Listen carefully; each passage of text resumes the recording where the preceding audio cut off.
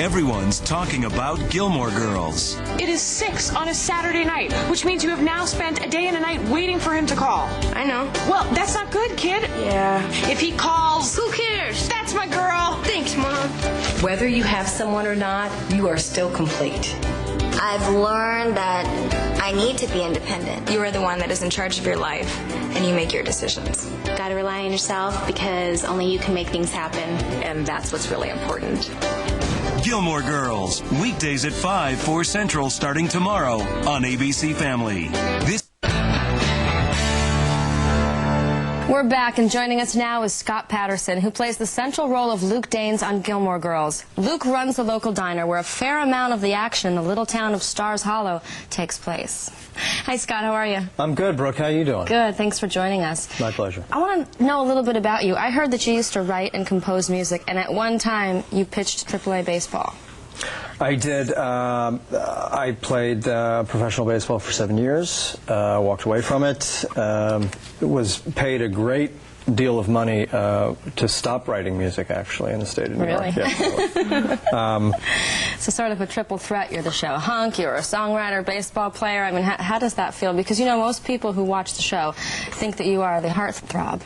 Me? Well, then they need to continue to watch because they've got some younger fellas that are taking up the mantle. You've got Jared Padalecki and Milo Ventimiglia. And I don't know why I was afraid that you weren't going to. He's going to Venta. Venus de Milo and yeah. So all the Italians. It wouldn't be me. I don't know. No. Well, how has being on the show changed your life? I get better deals at the supermarket. Really? Yeah, I actually do. If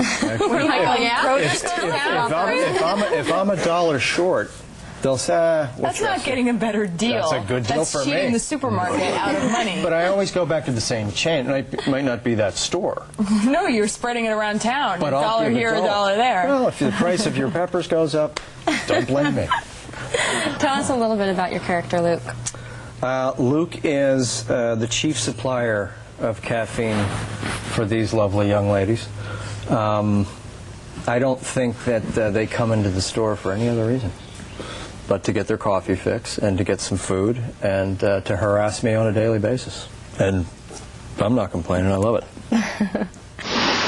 Yep, what? Well, there's nothing like a wedding to screw up a family. Actually, in my case, there's nothing like a family to screw up a family. Something that's supposed to start nice, two people making promises to each other. I'll love you forever. I want to die when you die. My life meant nothing until you used my toothbrush, and then it starts. Well, that's not exactly... Who do you invite? Who sits where? Open bar? Yes or no? Luke? And did Junie doesn't eat chicken? Uncle Momo's off his meds. Junie and Momo? Just an example. Of a retired circus couple? And then after all that planning, the reception will still be a disaster because no matter what you do or how carefully you plan, halfway through one of those nauseating Bette Midler ballads, someone's getting drunk, someone's sleeping with someone else's wife, and someone's chicken Kiev is landing on the cake. You know, the Gettysburg Address was only 1 page long, and that was about a war. I just call them like I see them. Little bitter. Little? Just a little. So tell me a little bit about how the relationship between Lorelai and Luke has changed over the years. Well, it goes from being sort of a prickly friendship to a place where they both really enjoy spending time. They sort of, over a period of time, begin to realize they don't just like harassing each other, they actually like each other, and it begins to feel more comfortable and maybe like something else could actually happen. Here we go. What's that? Okay. A, no talking during the movie, and B, don't tell me you've never seen the FBI warning before. It's new to me. Oh my God, you're beyond monk, you're uber monk. Just start it up, I won't talk again. Okay, just one more warning. When they showed the first motion picture over 100 years ago, it featured a train rushing toward the camera, and people were so sure the train was going to burst off the screen and crush them that they ran away in terror. Now, Luke, the train is not going to leave the screen. Hit the button. Okay. Do you think that Luke gets a little jealous when some of the other men on the show come in contact with Lorelai? I think he gets a lot jealous. But what can he do? He must suffer in silence. That is his role. Tell me a little bit about the way that Luke felt about Max, because he seemed to be the rival that really affected Luke the most. Max, I felt like, was a huge threat.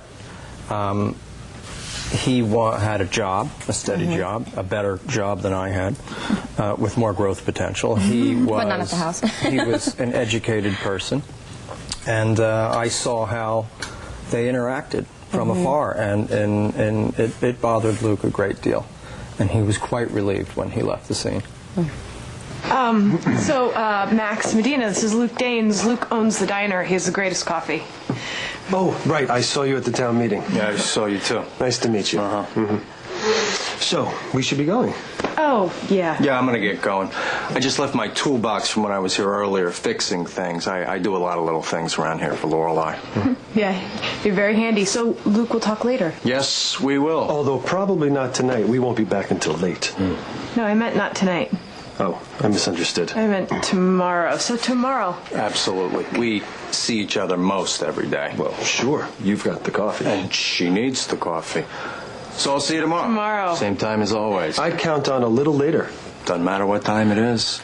I'll always be around. Bye.